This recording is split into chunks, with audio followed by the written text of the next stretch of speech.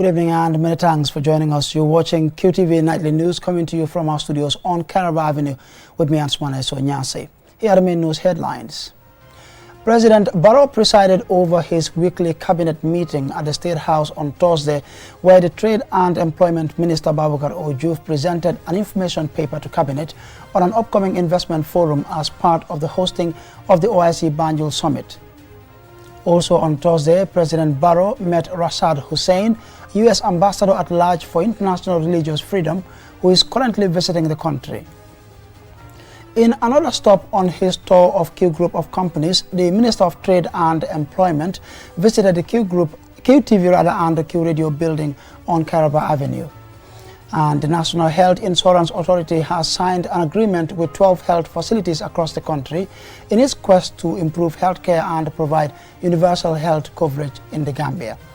The Director of Tourism Promotion for the Gambia Tourism Board in the United Kingdom, Adamanjai, in an exclusive interview with QTV, shared his insights on the potential of Gambia's tourism industry and their strategies to attract more visitors to the Gambia. Well, stay tuned as we bring you more on these and other stories.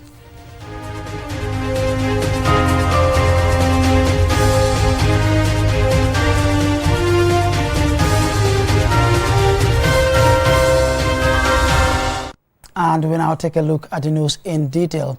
Now, on Thursday, President Barrow met Rashad Hussain, U.S. Ambassador at Large for International Religious Freedom, who is currently visiting the country to engage with members of the government and the civil society on pertinent national issues, such as the controversial attempt to repeal the ban on FGM. Alusisa reports. The meeting avails the two the opportunity to exchange ideas to strengthen the bilateral partnership between the Gambia and the United States. Rashad Hussain was later the president by Sharon Al-Kromo, the current U.S. ambassador to the Gambia. He also engages with CSOs and faith leaders across the globe to make sure the U.S. has strong partnerships with everyone. The meeting addressed various aspects of cooperation between the Gambia and the U.S. Ambassador Rashad expressed appreciation to the Gambia for supporting Rohingya, one of the most persecuted minorities in the world. He commended the Gambia's dedication to the International Court of Justice for supporting the rights of the Rohingya Muslims to ensure accountability for the crimes against humanity meted out to the Rohingya population. In our conversation with the President and with so many of the leaders around the country, we've expressed our deep appreciation for the leadership of the Gambia in supporting the Rohingya, one of the most persecuted minorities in the world.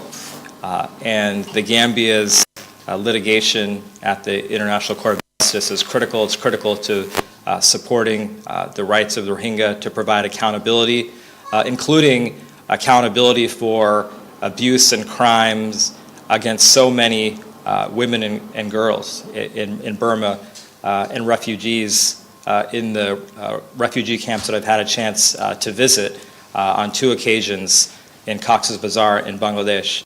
Key among the discussion also centered on the proposed repeal of the law banning female genital mutilation. Ambassador Rashad Hussain expressed concern about the potential reversal of the law protecting the rights and dignity of women and girls. If you look at this practice, there's 56 Muslim majority countries in the world, and this is a practice that's banned in so many of those countries and is not practiced in the vast majority of those countries, including countries like Saudi Arabia, including countries like Egypt, where you have some of the most prominent academic institutions, Islamic academic institutions, including Al-Azhar University, Medina University. And so you can see the position of those universities on this issue as well. So there is a governmental level effort on this issue, including efforts that are being made by the President and many of the ministers that we've spoken with during this trip. And it's important that we continue to lift up the voices from civil society that are really leading on this issue. The Ambassador at Large for International Religious Freedom monitors religious freedom, persecution, and discrimination worldwide. Reporting for QTV News, I am Alusise. Now we still stay with my colleague Alusise as he reports again that President Barrow presided over his weekly cabinet meeting at the State House in Banjul on Thursday, where the Trade and Employment Minister Babukar Ojuf presented an information paper to cabinet on an upcoming investment forum as part of the hosting of the OIC Banjul Summit. He also updated Cabinet on the Memorandum of Understanding on labor cooperation between the governments of the Gambia and the United Arab Emirates.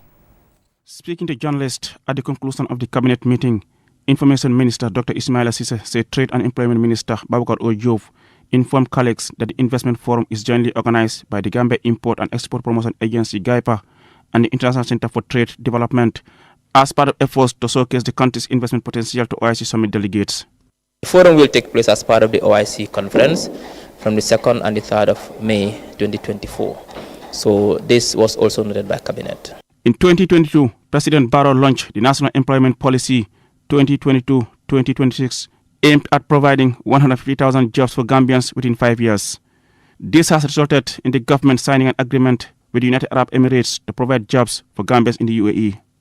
Aware of horror stories alleging abuse of Gambians, mainly domestic workers in these countries, Information Minister Dr. Ismaila Ceesay said the government will put measures in place to ensure Gambians are not abused under the labour agreement with the UAE. Recently, we've seen also that the government, through the Ministry of Employment, has been exploring opportunities for Gambians to find legal pathways to go and work in countries abroad. It is in this respect that the Gambia signed an MOU with the government of the UAE to provide Gambians, both skilled and unskilled, to go to the UAE through legal pathways and work in that country. Measures will be put in place in terms of implementing this MOU to ensure Gambians are not abused and they are not exploited, and that they work and they are protected, and that they can also contribute to national development by sending remittances back home. So the minister brought this to the attention of Cabinet, and then Cabinet took note of this development, and we thank the minister for this. Ministers used the Cabinet session to share with the President and colleague ministers the state of implementation of programs and policies, among others. Reporting for QTV News, I am Aliu Ceesay. Now, in another stop on his tour of Q Group companies, the Minister of Trade and Employment visited the Q Group and Q Radio building.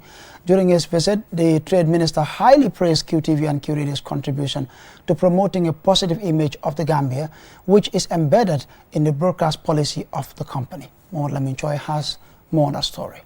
The Core Broadcasting and Multimedia Corporation, popularly known as QTV and Q Radio, warmly received the Trade Minister, who was accompanied by officials of his ministry.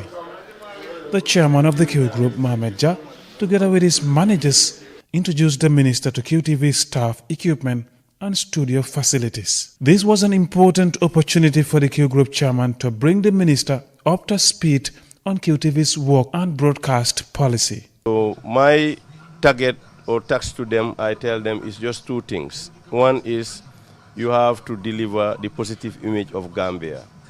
You know, we see that a lot of our news outlets are negative sometimes. You know, we don't want to be part of that. We know that if you want to talk about the negativities, you will not even have a program for a positive thing. Yeah. So we decided that we are not a sensational media house.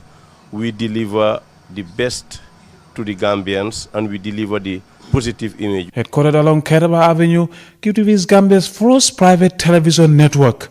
When it hit the airwaves for the first time in 2017, a new era in broadcasting emerged with a fitting reflection of our country. So what I saw going forward with the new studios coming, I think you're prepared. QTV, the new era, is prepared and is preparing for the future. And sum it up, I think even with the makeshift, you call it, what you're referring to as having to rush to broadcast because you were given license, even with those studios, you can compete, you can move on for a very long time. The Minister of Trade and Employment finds that policy constructive and in the best interest of the Gambia. You know, it's a big job. It's heavily subsidized by all the companies because we don't have any subvention like GRTS. So the other companies subvent QTV. But I can tell you, if we were not patriotic or we don't believe in the Sunubos concept, by now we should have been making millions, because a lot of times people come with programs and want to pay us.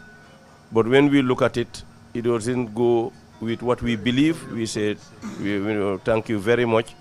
We want to make sure that we portray the good image of Gambia and Gambians.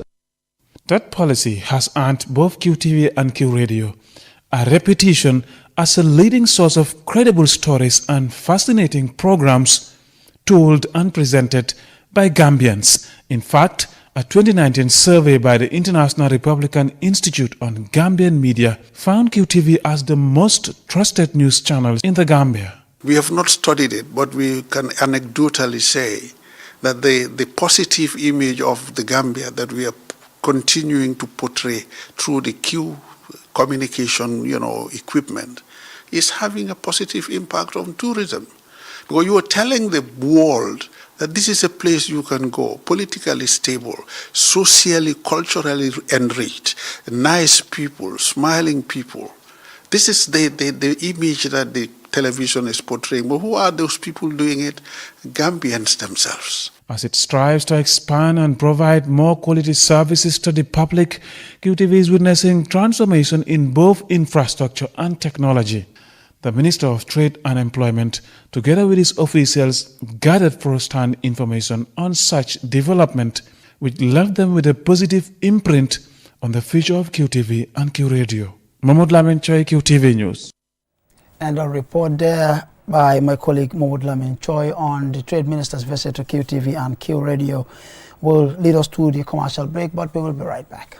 The third edition of the Organization of Islamic Cooperation Investment Forum will be held in the Gambia under the auspices of His Excellency President Adama Barrow and the OIC Secretary General on Thursday, 2nd and 3rd May 2024 at the Carabao Hotel. Welcome, ahlan wa sahlan, welcome to Banjul. The golden opportunity to the smiling coast of Africa will bring together presidents of international financial institutions, including ISDB, AFDB, Badia, Afrexim Bank, Fagas, and others. The Investment Forum will also convene the highest level of economic and investment actors across the 57 OIC member countries from both the public and private sector to explore investment opportunities in the Gambia and promote economic growth and job creation. All that in these will include senior government actors, 60 top international investors, employers' federations, chambers of commerce, professional associations, bankers, and insurers. We welcome the investors to come and invest into the Gambia. We are open for business. Don't miss the chance to be part of this transformative process. Gambia is proud to host the 15th OIC Summit on the 4th and 5th May 2024. The second largest gathering of world leaders, kings, presidents, rulers, prime ministers, along with delegates from 57 member countries of the Organization of Islamic Cooperation will gather in our beloved nation for this historic event. The theme of the summit is enhancing unity and solidarity through dialogue for sustainable development. It's a platform to foster cooperation, promote peace and drive sustainable development across the Ummah and the world at large. We call on all Gambians to unite and support the government as it strives to host a memorable and successful event. Let's showcase our hospitality, culture, and the beauty of the Gambia to the world. Join us in making history. Let's stand together, united as one, to ensure the 15th OIC Summit in the Gambia is an event to remember. Together, we can make a difference.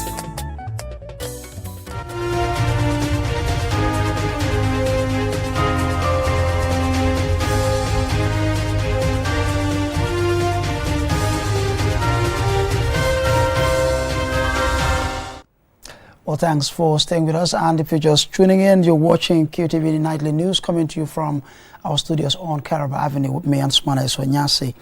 Now, the National Health Insurance Authority signed an agreement on Monday with 12 health facilities across the country in its quest to improve healthcare and to provide universal health coverage in the Gambia. Lena Igwenyiba reports. This expansion of the National Health Insurance Scheme follows a successful pilot program at the Bundung Maternal and Child Health Hospital.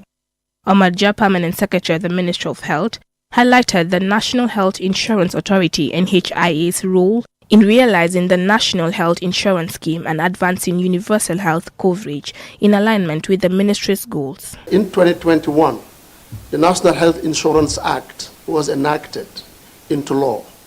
The NHI Act established the National Health Insurance Authority to to implement the National Health Insurance Scheme.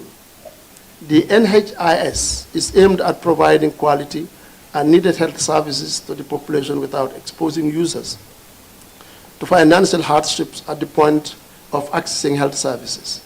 This is in line with the Ministry of Health's quest to make progress towards universal health coverage, which the NHIS is poised to achieve. Bai Ma Sen, Chief Executive Officer for the National Health Insurance Authority, described the agreement as the beginning of more interventions aimed at improving healthcare services. We were emboldened by the belief that we can do it.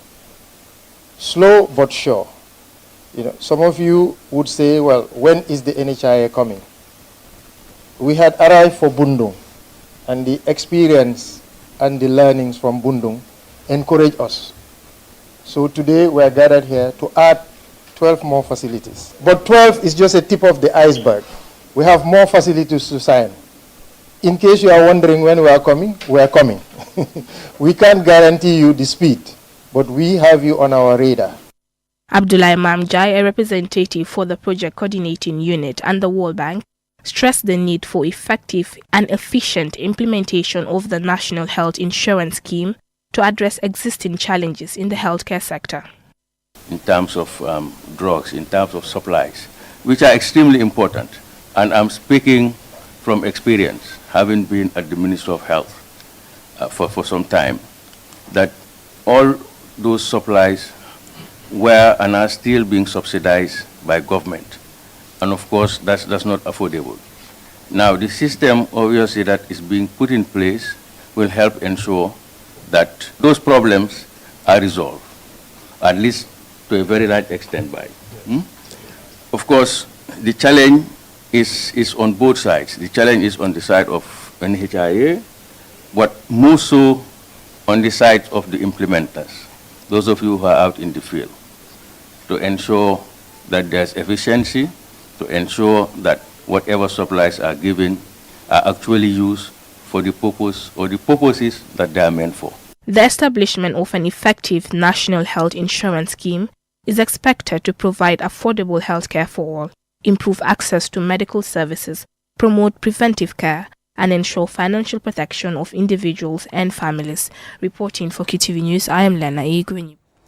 Now, in an exclusive interview with the Director of Tourism Promotion for the Gambia Tourism Board in the United Kingdom, Adam Manjai shared his insights on the potential of Gambia's tourism industry and their strategies to attract more visitors to the Gambia. QTV's Loliam Kamara visited him in London and filed this report. Adam Manjai, the Director of Tourism Promotion in the United Kingdom, highlighted the country's rich cultural heritage, its diverse wildlife and stunning beaches as the main attraction for tourists. Tourism is a vital industry in the Gambia, contributing significantly to the country's economy and providing employment for many of its citizens and non-citizens. Additionally, the industry plays another crucial role in preserving and promoting the country's cultural heritage, as tourists can learn about and appreciate the country's history and visit traditional sites. According to Mr. Njai, their goal is to showcase the best of Gambia to the world and encourage more people to visit. We promote Destination Gambia in totality, and of course, all the products we have to showcase in terms of fantastic beaches, in terms of security, in terms of friendly atmosphere, our hospitality, our fantastic River Gambia we have, you understand, and affordable accommodation, top notch. In terms of ecotourism, we do that. Our gastronomy is also promoted, and you can see in the office you have the stone circle and the birds, etc. So we actually promote everything that Gambia has to offer. One of the key initiatives that Mr. Njai mentioned is the development of sustainable tourism in the Gambia, explaining that they are committed to preserving our natural resources and promoting eco-friendly practices in the tourism industry. This, he said, will not only benefit the environment, but also create a unique experience for tourists. He also talked about the OIC summit in May this year. People want to see, and even our gastronomy, you have overall tourism activities, but there are niche products that complements what you have. And thank God the OIC, like you said, is the second biggest gathering in the world. And of course, we have to take advantage of it, and that's exactly what we're doing. And we hope more of this kind of event will be hosted by the government and by our country, because it is an avenue for exposure, and not every country has the advantage of organizing the OIC conference. If you are privileged to have that, we're going to make good use of it. And thank God we have a fantastic product, which is the center. So that's why we are promoting the mice both in the UK and in all our source markets, and even in the sub-region. While highlighting the immense support from the High Commissioner to the UK office, Director Adam Njai emphasized the importance of collaboration between the Tourism Board Office, the local communities, and other partners. We're here at the Gambian Embassy with huge support from the ambassador, deputy ambassador, and the entire staff. Because, and I can give an example, even when we're doing promotion, the embassy staff come and join us. So it is one family, and I think what is important for everybody is like tourism is everybody's business. And we cannot do it alone, despite the fact we have been given the mandate to promote Gambia as a tourism board and the Ministry of Tourism and Culture. We cannot do it alone. So that's why all hands are on deck. Mr. Njai concluded by announcing plans to participate in various international tourism events and fairs to promote Gambia as a travel destination. He adds that these events give them a chance to showcase the country's beauty and diverse attractions to help attract more tourists to choose the Gambia as their preferred destination. For QTV News from London, United Kingdom, I am Lolly M. Kamara. Now, the Ministry of Trade, Industry, Regional Integration and Employment held a validation of domestic trade strategy on Thursday. Mahmoud Gajaga attended the event and Hina reports. QTV News. A domestic trade strategy document is being validated to create a competitive trading environment, support local production, enhance value addition along the supply chain. It's also seen as a framework which guides trade in the country to enhance market capabilities. Abdullah Jame, Deputy Permanent Secretary at the Ministry of Trade, Industry, Regional Integration and Employment, explains the importance of domestic trade strategy document. The strategy aims to promote economic growth by supporting and strengthening the internal trade efficiency and competitiveness, enhancing integration of domestic trade, removing trade barriers, and encouraging modernization and innovation. It is meant to stimulate the production of domestic goods, optimize the utilization of domestic markets, fostering sustainable restructuring and positioning the Gambia favorably within the region and international trade integrations. The Center for Policy, Research and Strategic Studies, CEPRAS, a leading and reputable research consulting and professional training center, developed the document. Lamin Damfa, Executive Director of CEPRAS, says developing the draft document involved a lot of consultation and data collection nationwide. Today, as we gather to validate the Gambia's domestic trade strategy, we affirm our collective commitment to fostering economic growth, enhancing market competitiveness, and empowering local producers and traders. This strategy represents a roadmap for unlocking the full potential of domestic trade in our nation, aligning with the priorities outlined in the National Development Plan Agenda 2063 and the Sustainable Development Goals. As we embark on this journey towards the vibrant and resilient domestic trade sector, I urge all stakeholders to actively participate in the validation process, providing constructive feedback and insights that will further refine and strengthen this strategy. Together, let us chart a course towards a future where domestic trade serves as a catalyst for inclusive growth, prosperity, and sustainable development. The domestic trade strategy will help to facilitate market access and promote domestically made products, amongst others. Mamudu Gajaga, QTV News. And I'm afraid this is where we draw the curtains on this bulletin. But before we take a leave of you, here's a recap from main headlines. President Barrow presided over his weekly cabinet meeting at the State House on Thursday, where the Trade and Employment Minister Babukar Ojuf presented an information paper to cabinet on an upcoming investment forum as part of the hosting of the OIC Banjul Summit. Also on Thursday, President Barrow met Rashad Hussain U.S. Ambassador at Large for International Religious Freedom, who is currently visiting the country. In another stop on his tour of Q Group of companies, the Minister of Trade and Employment visited QTV and Q Radio building on Kairaba Avenue. And the National Health Insurance Authority has signed an agreement with 12 health facilities across the country in its quest to improve health care and provide universal health coverage in the Gambia. And the Director of Tourism Promotion for the Gambia Tourism Board in the United Kingdom, Adam Njai, in an exclusive interview with QTV, shared his insights on the potential of Gambia's tourism industry and their strategies to attract more tourists to the Gambia. Well, that's all for this bulletin. Do join us tomorrow, same time for more news. Until then, on behalf of the entire production team, thanks for watching.